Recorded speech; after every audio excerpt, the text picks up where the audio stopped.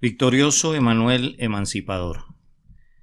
Sermón predicado por Charles Haddon Spurgeon en el Tabernáculo Metropolitano, Newington, Londres. Para que abras los ojos de los ciegos, para que saques de la cárcel a los presos y de casas de prisión a los que moran en tinieblas. Isaías capítulo 42, versículo 7. En una ocasión previa vimos que el hombre inconverso está atado con las cuerdas de sus pecados. Fue un tema muy solemne y muy triste. Espero que nos haya humillado a todos nosotros y que, a quienes hemos sido liberados por el Hijo, nos haya hecho sentir una renovada gratitud por la gloriosa libertad de ser hijos de Dios. Triste fue el espectáculo del calabozo y de los grilletes, y el criminal que estaba retenido allí, un hombre, un hermano, era nuestra viva imagen. Es un gran alivio referirnos ahora a otro tema que, aunque está relacionado, rebosa de alegría y de gozo. En aquella ocasión les mostramos al prisionero, pero ahora vamos a hablar de aquel que vino para liberar a los prisioneros. Antes les describimos las cadenas y las sogas del cautivo. Ahora vamos a contarles acerca de aquel cuyo toque todopoderoso libera a los esclavos y firma la Carta Magna de la eterna emancipación. El caso de la condición humana encadena a la roca como Prometeo y víctima de la rapiña del buitre del infierno. Parecía totalmente irremediable y peor aún, porque el prisionero hacía las veces de su propio grillete y desdeñaba ser libre. Después de todo lo que han hecho por el hombre, la ternura de Dios, la simplicidad del Evangelio y el claro y diáfano mandamiento, sí, y después de todos los truenos de las amenazas, seguidos por las notas seductoras de la misericordia, el cautivo sigue siendo un esclavo voluntario del pecado y su liberación pareciera ser algo completamente imposible. Pero para Dios son posibles las cosas que son imposibles para el hombre, y allí donde falla la operación humana, la operación divina se deleita en ilustrar su propia energía extraordinaria. De buen grado examinamos en este momento las eficaces operaciones de Jesús, el Salvador, el verdadero Emanuel victorioso que viene para liberar a los hombres de la servidumbre de sus pecados, a quien sea la honra y gloria por los siglos de los siglos. Y mirando los primeros versículos de este capítulo, vamos a considerar quién es el que envía a Jesucristo para efectuar la liberación de los hijos de los hombres, porque mucho dependerá de las credenciales del libertador, de la autoridad que lo legitimiza y del poder que lo respalda. Cantamos con gozo de corazón al ver que el propio Dios infinito comisionó al Señor Jesús para que fuera el libertador de los hombres, y lo hizo primero en su capacidad de creador. Lean el versículo 5 y contemplan al grandioso autor de la comisión del Redentor. Así dice Jehová Dios, creador de los cielos, y el que los despliega, el que extiende la tierra y sus productos, aquel entonces que no perdonó a su propio Hijo, sino que lo envió en la embajada de amor, es Jehová, que ha hecho de los cielos un pabellón de azur cubierto de oro por el sol y engalardonado con las estrellas. Es el mismísimo ser que lo sostiene todo y que mantiene erguidas las columnas del universo e impele a la tierra en su majestuoso circuito. Aquel que le dio su lustre a toda piedra preciosa proveniente de la mina, su vida a toda hoja de hierba, su fruto a todo árbol, su movimiento a toda bestia y a toda ave, pues podría decirse que todo eso salió de la tierra.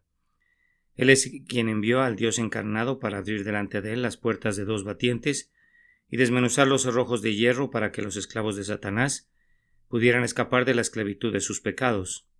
Jesús, el Hijo de Dios, viene armado del poder del propio Creador. Regocíjense entonces ustedes que están perdidos, pues seguramente el poder que pronunció la palabra para crear todas las cosas de la nada puede crearlos a ustedes de nuevo, aunque no haya nada bueno en ustedes que ayude a la obra divina. Regocíjense ustedes que están desfigurados y quebrados como vasijas y estropeados en la rueda del alfarero, pues su grandioso Creador aplica sus manos a la obra una segunda vez y resuelve formarlos para sí, para que se muestre su alabanza. Aquel por quien fueron formados en oculto y entretejidos en lo más profundo de la tierra, por su obra misteriosa es capaz de crear en ustedes un nuevo corazón y de infundirles un recto espíritu. ¿Acaso no hay esperanza para el oscuro caos de su naturaleza caída y para ese corazón que está ahora desordenado y vacío? ¿Hay para Dios alguna cosa difícil? ¿Hay alguna limitación para su poder? Si bien es cierto que tus semejantes no pueden regenerarte, por muy exaltados que merezcan ser en razón del oficio o del carácter. El simple pensamiento de que pudieran hacerlo es una blasfemia en contra de la prerrogativa de aquel que es el único que puede crear o destruir. Pero el Espíritu del Señor logra la victoria allí donde fallan la voluntad del hombre y la sangre y el nacimiento. Así dice el Señor: porque he aquí que yo crearé nuevos cielos y nueva tierra, y de lo primero no habrá memoria, ni más vendrá el pensamiento. Mas os gozaréis y os alegraréis para siempre en las cosas que yo he creado, porque he aquí que yo traigo a Jerusalén alegría y a su pueblo gozo. ¿Qué fue lo que escribió Juan en el libro de su visión? ¿Acaso no tiene el mismo propósito? El que estaba sentado en el trono dijo: he aquí yo hago nuevas todas las cosas. Quien hizo la luz puede abrir los ojos de ustedes. Quien ordenó que los ríos fluyeran pueden abrir torrentes de penitencia en el interior de sus almas. Quien cubrió la tierra de verdor puede hacer que sus mentes estériles sean fructíferas para alabanza suya. Si él agrupó a las cumbres de los Alpes y dio equilibrio a las nubes que flotan a su alrededor y formó los valles que sonríen a sus pies, puede crear todavía dentro del pequeño mundo del hombre pensamientos que aspiren al cielo, deseos que asciendan a los reinos de la pureza y buenas obras que sean hermosos productos de su espíritu. ¿Ha enviado el Creador a un libertador de los seres cautivos? Entonces en verdad hay esperanza. Quien envió al Señor Jesús como su elegido, para que restaurara nuestra raza caída, se describe también a sí mismo como el dador de vida. Pues regresando al versículo 5 del capítulo que estamos considerando, leemos: el que da aliento al pueblo que mora sobre ella, y espíritu a los que por ella andan. El Señor crea la vida animal. Él infunde aliento en la nariz de los hombres y de las bestias. Él da también la vida mental, la vida que piensa, imagina, duda, teme, entiende y desea. Toda la vida proviene de la fuente central de la autoexistencia del grandioso Yo Soy, en quien vivimos y nos movemos y somos. Este ser eterno que tiene vida en sí mismo ha enviado a su Hijo para que dé vida a quienes están muertos en delitos y pecados, y lo ha ceñido con su propio poder, porque como el Padre tiene vida en sí mismo, así también ha dado al Hijo tener vida en sí mismo. Los muertos han de resucitar por la palabra de Jesús, porque vendrá hora cuando todos los que están en los sepulcros oirán su voz y saldrán. Ningún caso de corrupción humana puede estar más allá de la habilidad del Redentor, ya que está revestido con un poder vivificador. Incluso aquellos que se pudren como Lázaro saldrán cuando Él los llame, y las ataduras de la muerte y del infierno se romperán. Así dice el Señor de vida: de cierto os digo, el que oye mi palabra y crea al que me envió tiene vida eterna y no vendrá condenación, mas ha pasado de muerte a vida. La visión del valle de Ezequiel se ha convertido en una realidad desde que Jesús vino, y no debe maravillarnos que así sea, puesto que le ha enviado el Dios eterno que vive para siempre. Él puede infundir el Espíritu Santo en el alma que está muerta y puede otorgar un corazón que palpite con penitencia y que salte de deseos anhelantes de Dios. Él puede darles ojos a los ciegos y pies a los cojos. Él puede otorgar todo lo que pertenece a la vida: el oído que oye, la lengua que habla y la mano que sujeta. El gran obstáculo en su camino es la muerte espiritual, y como puede quitarlo con una palabra, la salvación del hombre ya no es más una dificultad. Alégrese, oh cielos, y gózate, oh tierra, pues el vivificador ha descendido entre los sepulcros de nuestros pecados y ha entrado en el propio osario de nuestra corrupción y está vivificando a todo aquel a quien Él quiera. Y eso no es todo, pues quien envió al Redentor es descrito en el versículo 6 como el Dios fiel. Yo, Jehová, te he llamado en justicia, es decir, el Dios que envía a Cristo el Salvador no es alguien que juegue con palabras, ni que, habiendo dado una promesa, hoy se retracte de ella mañana. Dios no es hombre para que mienta, ni hijo de hombre para que se arrepienta. Sus promesas y propósitos son inmutables, pues están fundados en la justicia. Aquel que ha comisionado a su mensajero elegido no es injusto para olvidar su palabra. Dijo y no lo hará. Habló y no se cumplirá. Por esta razón, amados hermanos míos, toda promesa evangélica muestra el sello de la justicia divina, para que ustedes sepan que es válida. Jesús nos asegura que si creemos en Él, seremos liberados. Dios, que no puede mentir, estampa su sello en la promesa. El que creyere y fuere bautizado será salvo. No es únicamente la declaración de Cristo, sino que Dios mismo la confirma. Entonces, amén, que así sea. El más vil pecador que crea encontrará vida y perdón, aceptación y bendición en Cristo Jesús. Oh trémulo ser, Tú no tienes que tratar con alguien que interpretará su promesa en un nivel inferior al que tú la entiendes, sino que tienes que tratar con uno que quiere decir más de lo que las palabras expresan, cuyos pensamientos son más altos que los pensamientos tuyos, así como son más altos los cielos que la tierra. Aun cuando tus pensamientos estén iluminados por su palabra, venid luego, dice Jehová, y estemos a cuenta. Si vuestros pecados fueren como la grana, como la nieve serán emblanquecidos. Si fueren rojos como el carmesí, vendrán a ser como blanca lana. Quien pronuncia estas palabras es el Señor, el fiel prometedor que ha enviado a Cristo, no para engañarlos con pretensiones falaces, sino para traer abundancia de gracia en realidad y en verdad a quienes confían en Él. Prosiguiendo con la lectura del mismo versículo, percibirán que el siempre bendito por delante del Señor Jesús es omnipotente. Pues acaso no se añade, te sostendré por la mano, te guardaré, lo cual significa que Dios dará todo su poder al mediador. Cristo es el poder de Dios. La omnipotencia habita en aquel que una vez fue inmolado, pero que ahora vive para siempre y puede salvar perpetuamente a los que por él se acercan a Dios. En el Evangelio hay una expresión tan manifiesta del poder divino como la hay en la creación y en el sostenimiento del mundo. Aquí está nuestro consuelo ante todos los asaltos que amenazan a la fe cristiana y ante todas las frustraciones que la Iglesia cristiana ha experimentado hasta la fecha.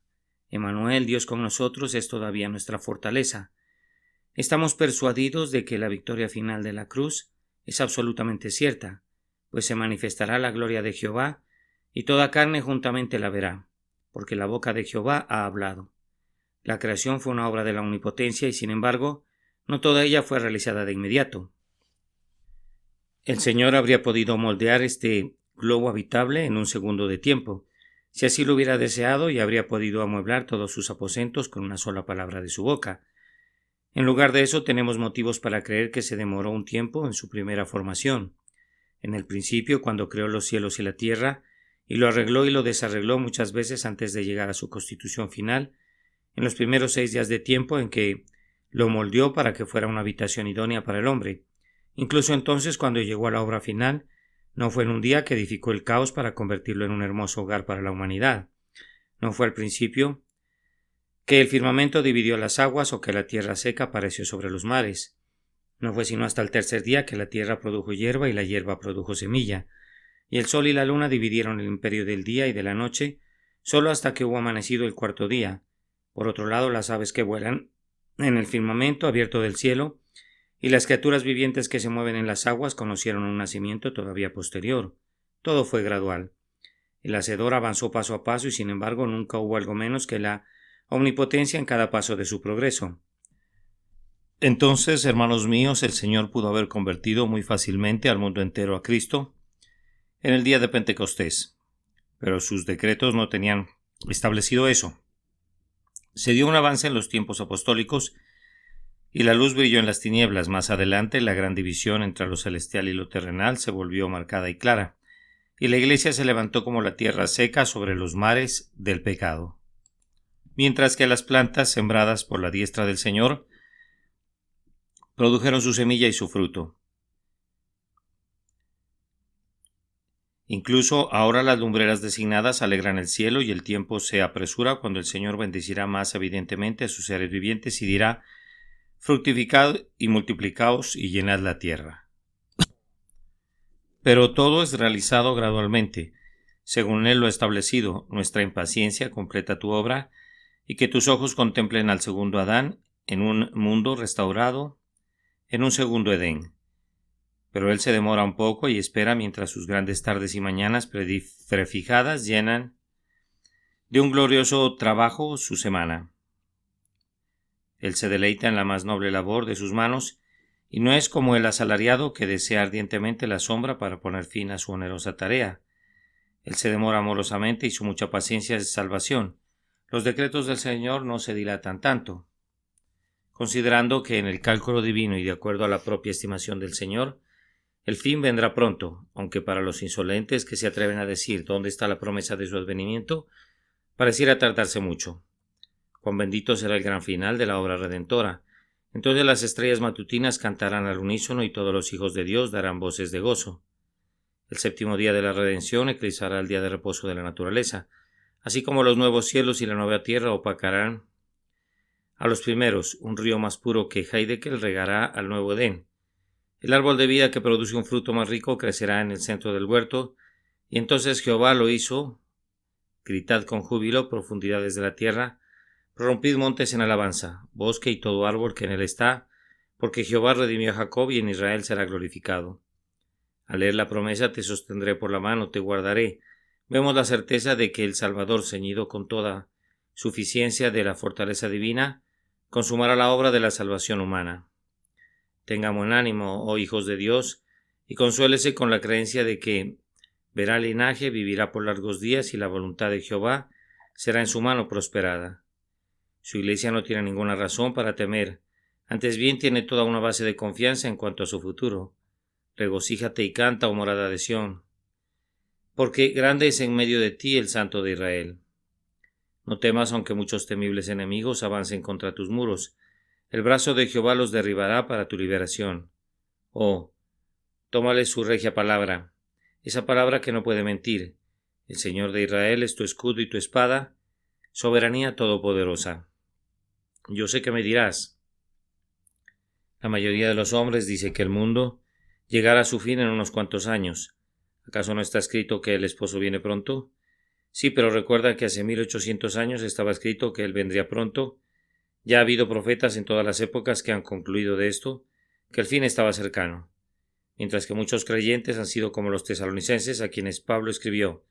Pero con respecto a la venida de nuestro Señor Jesucristo y nuestra reunión con Él, os rogamos, hermanos, que no os dejéis mover fácilmente de vuestro modo de pensar, ni os conturbéis ni por espíritu, ni por palabra, ni por carta como si fuera nuestra, en el sentido de que el día del Señor está cerca.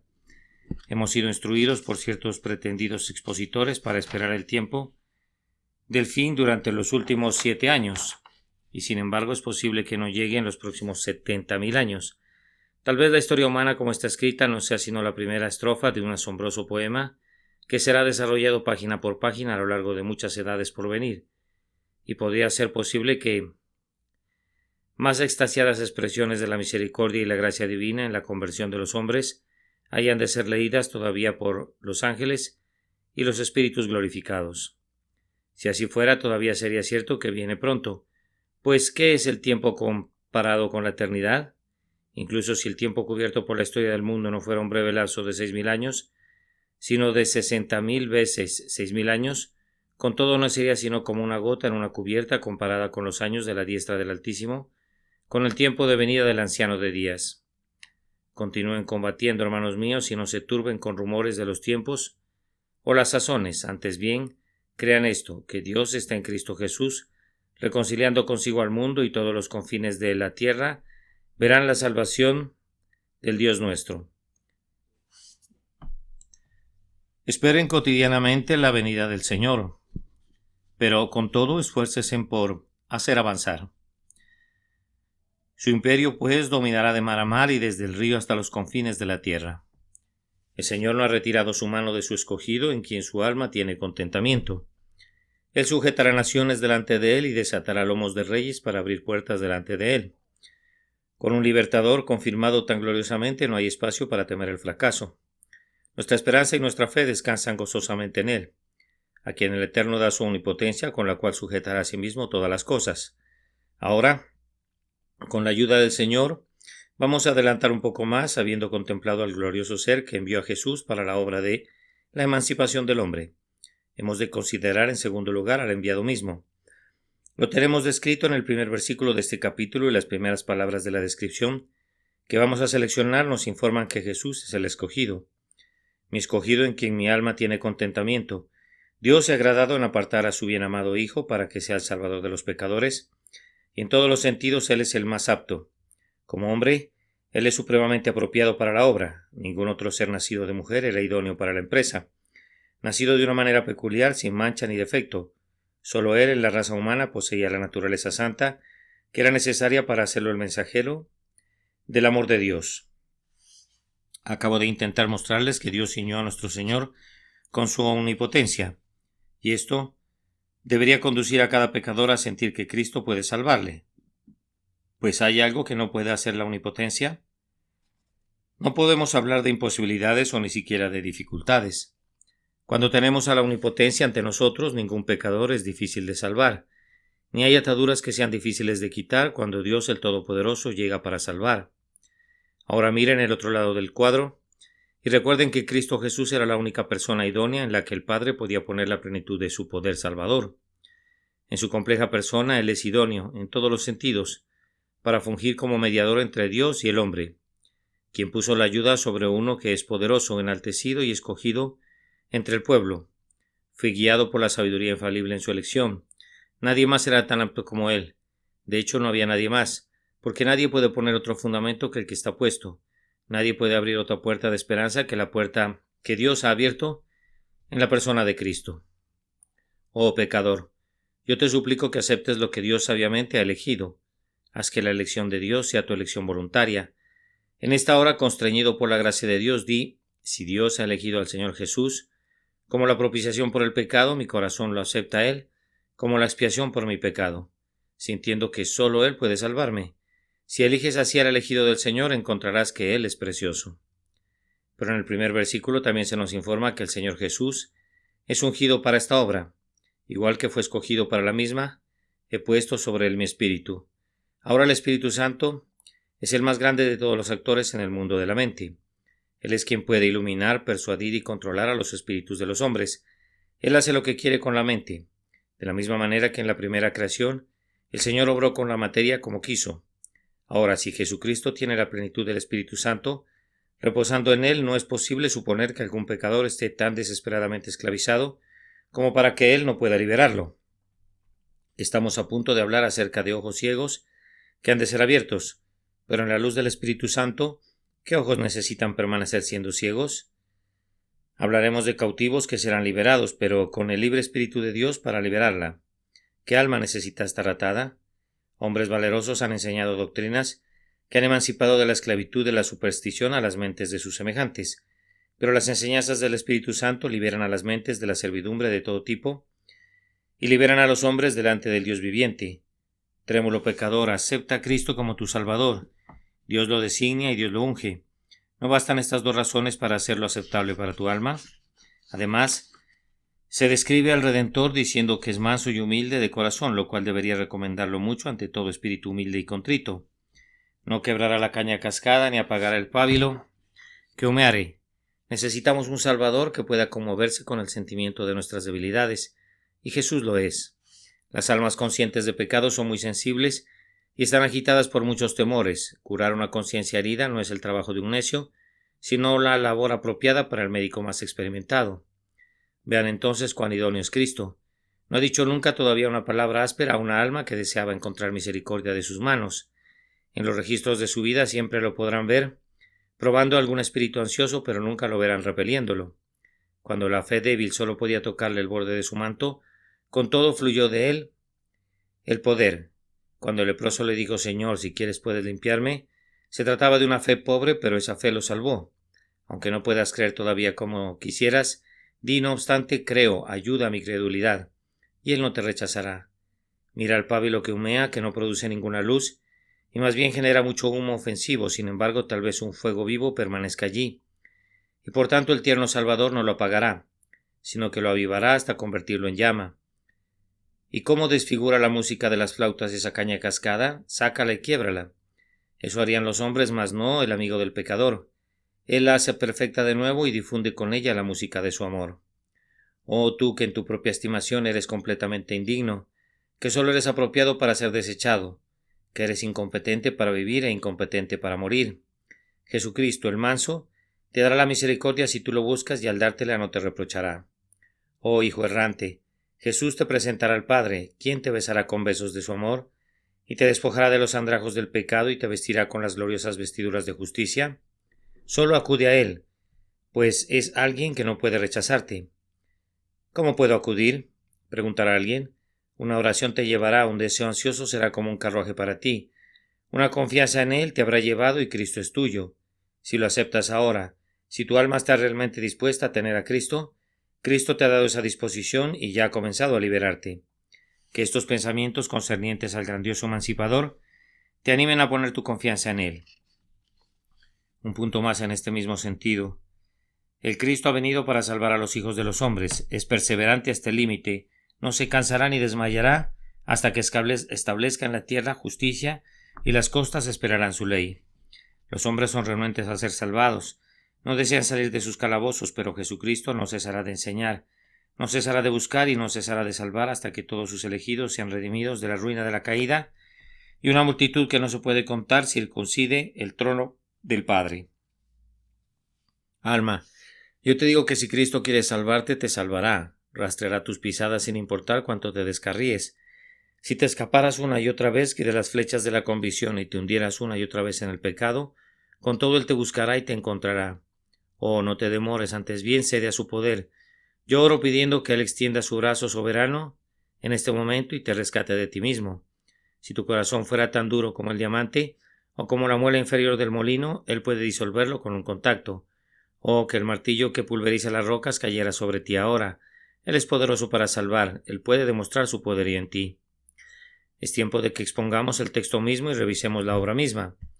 De acuerdo al texto, la obra de gracia del Mesías está dividida en 3 partes, de las cuales la primera es abrir los ojos de los ciegos. Aquí tenemos una notable obra que aporta mucha gloria a nuestro Señor. El entendimiento del hombre se extravía en relación al conocimiento de Dios, al verdadero sentido del pecado, al entendimiento de la justicia divina y a una recta valoración de la salvación. El entendimiento, que es el ojo del alma, está entenebrecido, pero cuando el Salvador ungido viene, quita las escamas de nuestra oftalmia mental y en la luz de Dios vemos la luz. Y entonces el pecador es humillado y abatido, pues percibe su culpa y la justicia de Dios. Además se llena de alarma, pues ve que el sangrante Salvador es el blanco de la ira de Dios, y juzga rectamente que el pecado tiene que recibir siempre una recompensa de ira. Pues si el pecado colocado sobre Cristo fue castigado, ¿cuánto más el pecado personal debe involucrar el destierro de la presencia del Altísimo? El pecador es entonces conducido a ver que el único camino en que el pecado puede ser quitado es por medio de los sufrimientos expiatorios de un sustituto. Es conducido a ver que la expiación es válida para él cuando cree. Es conducido a entender en qué consiste la fe. Él en verdad cree, confía y luego, al confiar, es llevado a ver la integridad del perdón y la gloria de la justificación que nos viene por la fe en Cristo.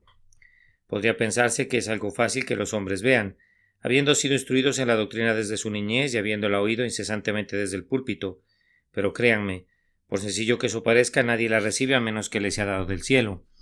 Podríamos decirles a todos los que hayan visto todo eso, bienaventurado eres porque no te lo reveló carne ni sangre.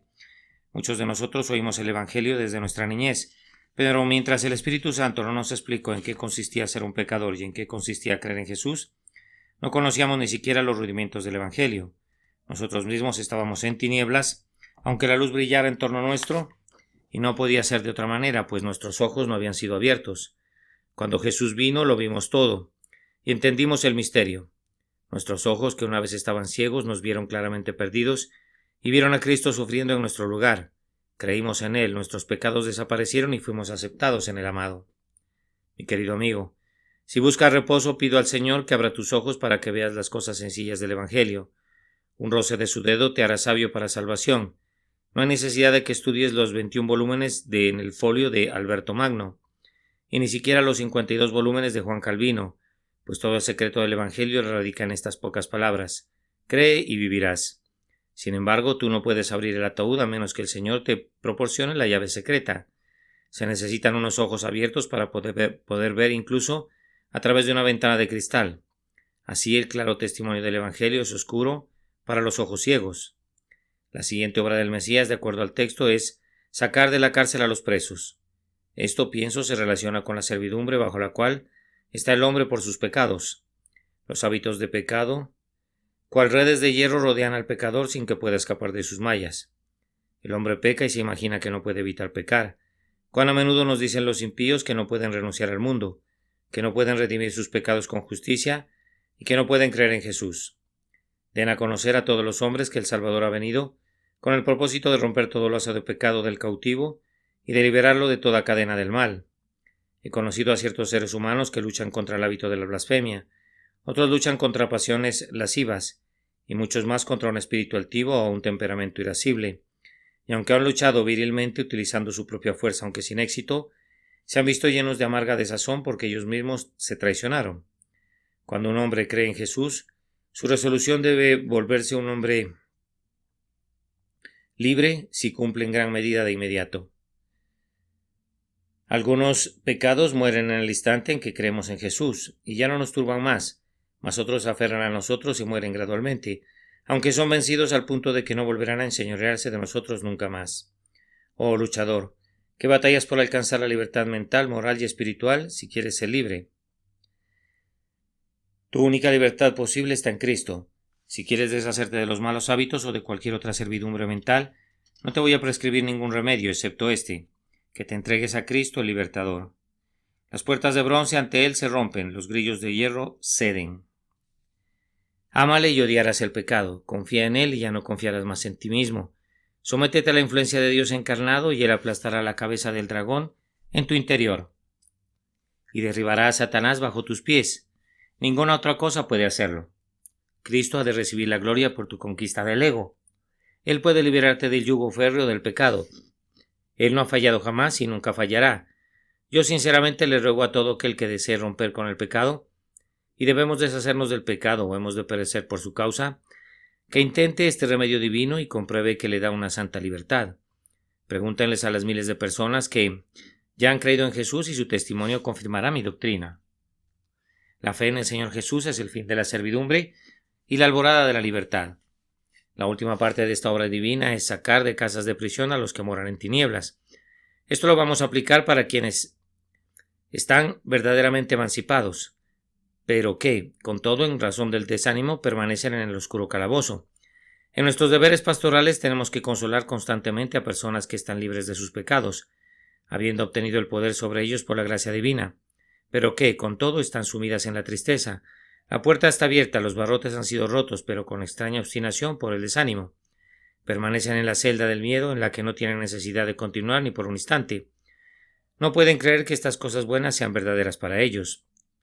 Perdonados ellos, podrían creer que cualquier otro individuo se ha perdonado, pero no ellos. ¿Ser hechos hijos de Dios? No. Podrían tener esperanza por sus hermanas. Se gozan al saber que su padre es un hijo de Dios, pero en cuanto a ellos, ¿pueden tales bendiciones caer realmente en suerte sobre seres tan indignos? Hemos hablado con cientos de esos individuos y hemos intentado consolarlos, pero solo nos hemos dado cuenta de que nuestra incapacidad en el arte de la consolación es grande. Son ricos en invenciones para la tortura autoinfligida e ingeniosos para escapar del consuelo, pero el bendito Señor de nuestras almas, cuyo oficio desde que cayó Adán ha sido vendar los corazones quebrantados, nunca fue frustrado. Cuando su eterno, más bien espíritu, viene para ungir con el aceite del gozo, cambian pronto las cenizas y las convierten en algo hermoso. El apesadumbrado centinela de las vigilias de la noche ha de regocijarse cuando se despunte el día y brilla el sol de justicia. Aunque yo les hablo con un lenguaje muy común, el tema es en sí mismo muy rico. Este único pensamiento debería hacer que sus corazones dancen de gozo. Pensar que el Cristo de Dios asume la tarea de levantar a los espíritus decaídos y desesperados y de llevarlos una vez más a la esperanza y al gozo. Yo sé quienes se regocijan al oír esto. Aquella mujer que todos estos largos años ha estado en servidumbre espiritual, aquel joven que ha aguantado una carga secreta un mes tras otro, aquel anciano que anhela encontrar a Cristo antes de encoger sus pies en su lecho mortuorio y que piensa que su hora de gracia ha pasado. Hombre, no es como tú piensas. Cristo es todavía todopoderoso para salvar. El mensaje anuncia todavía: el que en él cree no es condenado. El que quiera tome del agua de la vida gratuitamente. A todos los sedientos, venid a las aguas, y los que no tienen dinero, venid, comprad y comed. Venid, comprad sin dinero y sin precio, vino y leche. Prisioneros de la esperanza, su libertador está cerca, más bien al alcance de la mano. Confíen en él y sean libres. Aunque pareciera una fe arriesguense en él. Él no puede rechazarlos y no lo hará. Él proclamará un jubileo y libertará a todo esclavo. Vean entonces cómo nos bendijo el grandioso Redentor. Jesús el Cristo hace bien todas las cosas. Él aclara el entendimiento. Él rompe el poder de los hábitos pecaminosos. Él quita el peso del abatimiento. Él lo hace todo. Cristo Jesús, el Hijo de María y el Hijo de Jehová, es hombre y hueso de nuestro hueso y carne de nuestra carne, y sin embargo, es Dios sobre todo bendito para siempre.